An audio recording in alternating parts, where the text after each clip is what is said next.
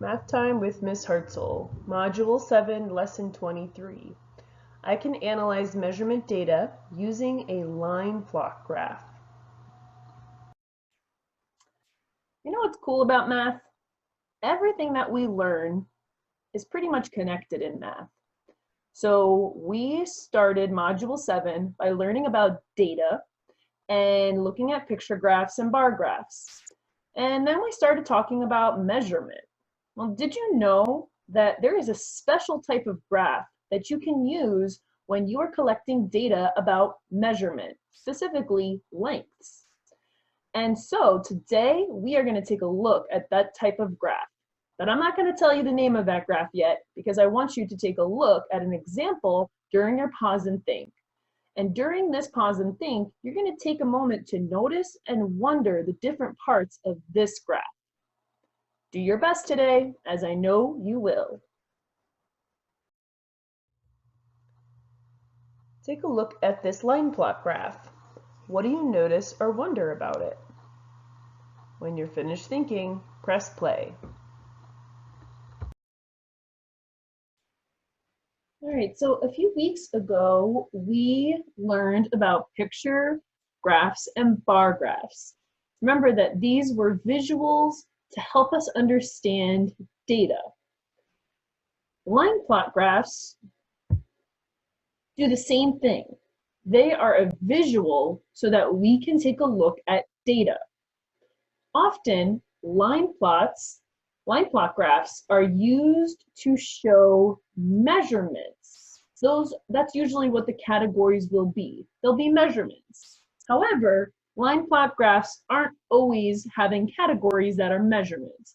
Sometimes people use line plot graphs to show categories like different colors or different types of fruit, but I like to stick with using this type of graph to show measurements. And you'll see why in a moment. So like bar graphs, line plot graphs use a special type of number line. Remember that when we learned about bar graphs, we called those a count scale. On a line plot graph, we can just call it a number line. And to know what numbers will include on the number line, we have to take a look at our data. So I'm going to create a line plot graph about some data I collected about caterpillars that I watched grow. So to choose the numbers that will go on this number line, I'm going to look at the different measurements in this chart. So for 1 week, every day, I measured the different caterpillars, and they had different measurements. I use centimeters because caterpillars are really small, so centimeters were the best type of measurement unit that I could use.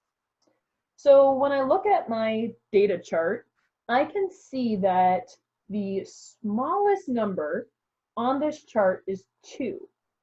And the greatest number on this chart is 5. So when I make my number line, I want to make sure that I include every number from 2 all the way to 5. And I'm sure you noticed that I do have some numbers on here that we're not quite used to looking at in 2nd grade, and those are fractions. So some of my caterpillars, when I measured them, weren't quite that next centimeter. And because we were trying to be really accurate when we were watching these caterpillars grow, I did include fractions. So I'll show you where those numbers would go on the number line when we get started.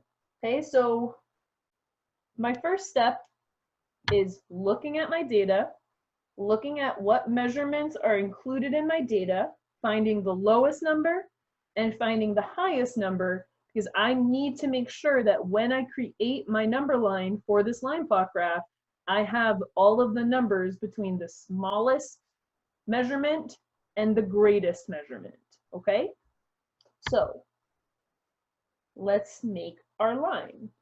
So I'm going to use a ruler today because I want to show you how to use a ruler. Now you may have noticed I just turned my notebook sideways. That's not a trick that I'm playing with the camera. I'm doing that because when you're drawing lines, you can move your objects to help you do your best work. So I'm going to take my ruler and I'm going to create an L with my pointer finger and my thumb. And I'm going to take those 2 points and hold my ruler down really, really hard. Okay, I'm going to put a lot of pressure into the paper and into the ruler. Because sometimes when we're drawing lines with rulers, we hold it kind of soft and the ruler could start moving around once I start trying to draw the line. And I don't want that to happen. I don't want to make a mistake. I'm using a marker. I can't erase that very easily. So to make a good straight line, you make an L with your hand and you take those 2 points and you push really hard on the ruler and onto the paper. Okay, so you can even see that like a little bit of my fingers are turning white because I'm pushing down so much. Okay, so I'm going to take my marker, and because I'm not drawing a specific amount of a specific line length, I'm just going to use this ruler as a straight edge, okay, a tool so that I can draw a nice straight line. So I'm going to put my marker down. I'm going to let that go across the ruler until I feel satisfied with my line, and then I'll pick that up and move it aside. Okay, and now I can readjust my paper so that you can see it better. So because this is a number line, what do number lines need at the end? They need an arrow indicating that more numbers are on this number line, but I'm just zooming in on these particular numbers. Okay?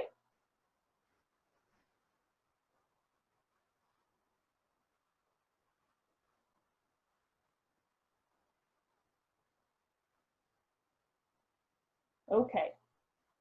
So the first number that I will list in my line plot graph is going to be the smallest number that I measured, which was 2.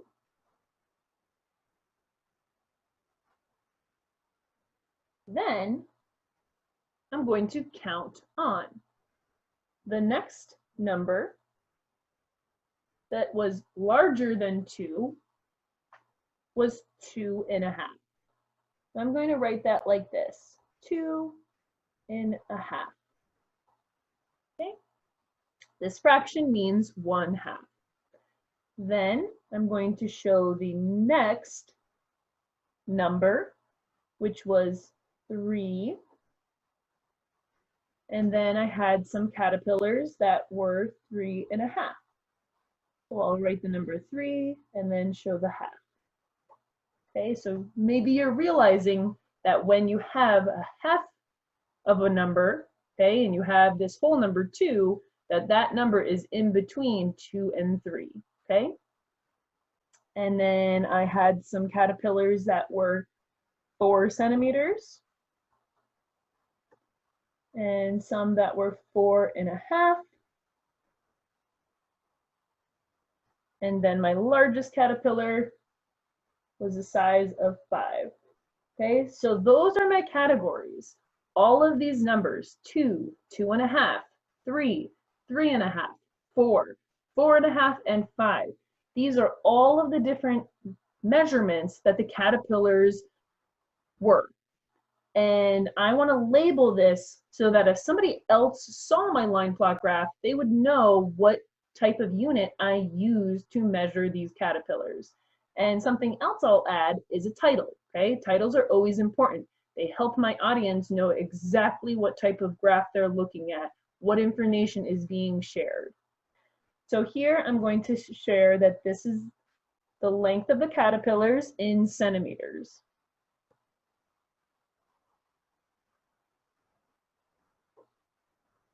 Oops.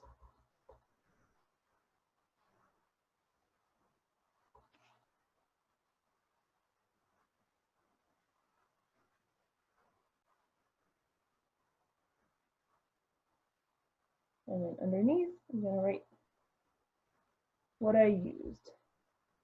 Centimeters. Or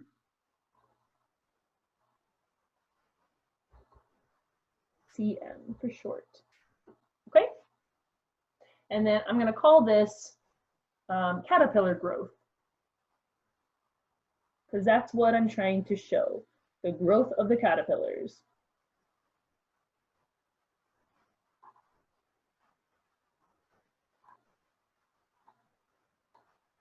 And if we know things about caterpillars, we know caterpillars don't get taller, they don't get like more in height, they get longer because they're a creature that, you know, kind of crawls around their entire life. Oops, forgot the R in caterpillar. Oh my goodness. So sorry. So now that I have a title, caterpillar growth, and I have all of the different measurements that the caterpillars were at one point, and I have that information labeled, sharing that I did this using centimeters. Now I'm going to start plotting my data. So watch how I do that. I have to be keeping an eye on the data collection chart. I have to keep looking at that, because if I don't, I might forget some of the data. So I'm going to push that off to the side. And I'm going to choose a different color marker so I can show how you'll plot the graph. So I'm going to start by searching for these different measurements on my data chart.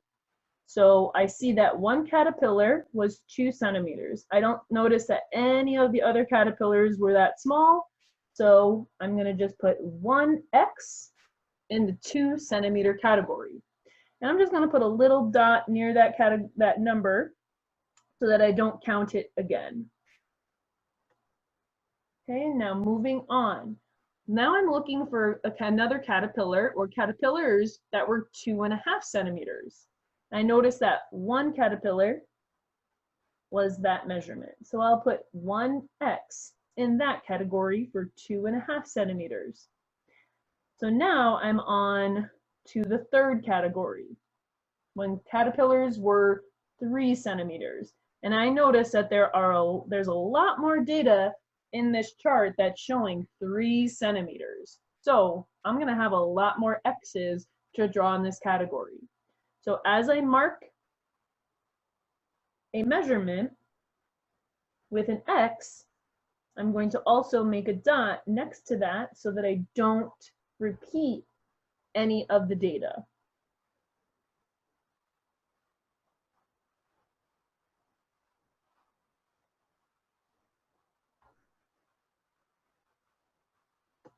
I'm going to keep going until I don't see any other measurements for 3 centimeters.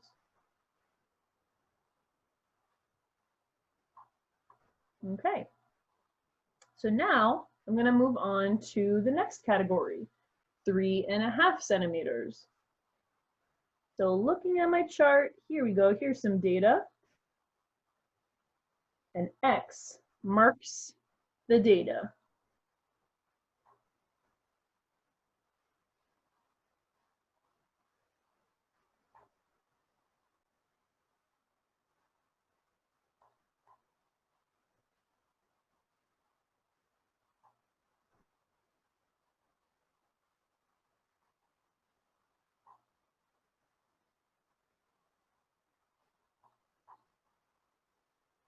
All right, ready for category 4.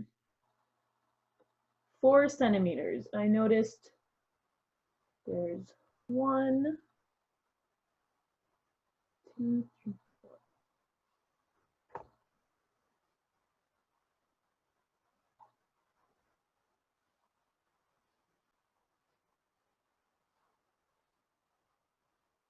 Okay, and now, oh, I've missed one. See, that's why it's good to keep track of what you've already plotted and what you haven't.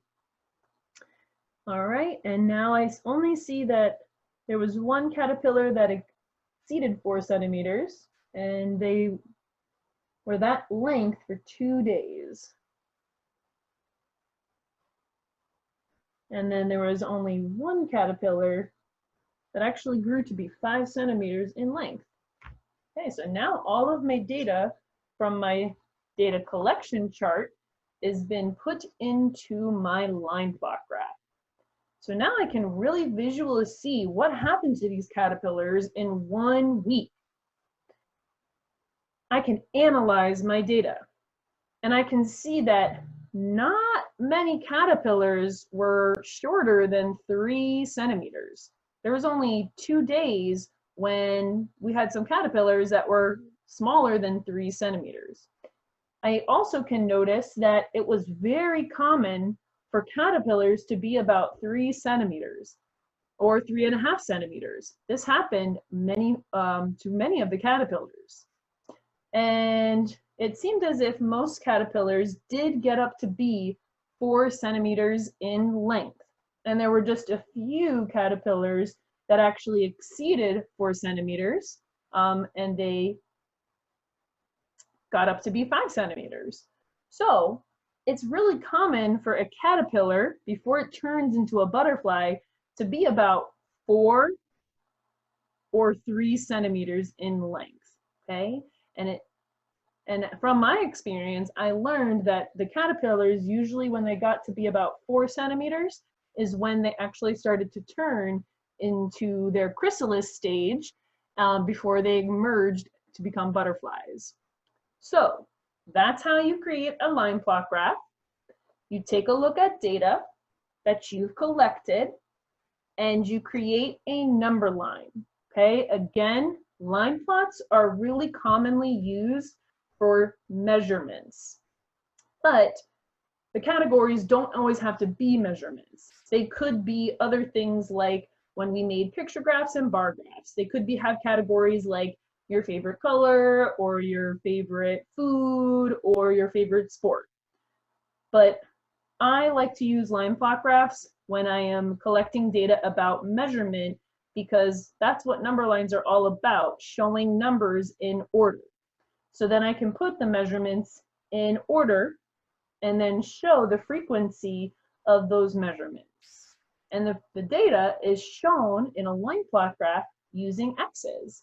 So the frequency, or how many times we have seen a caterpillar that was 3 centimeters, that data is being shown with x's. So that's what a line plot graph is, okay? Similar, but yet different than picture and bar graphs. We've got titles, we have categories, but our data is represented using a number line and x's. So today in your daily practice, you'll be examining some line plot graphs, and you'll be asked some questions about what information is given to you and what notices can you make about these line plot graphs.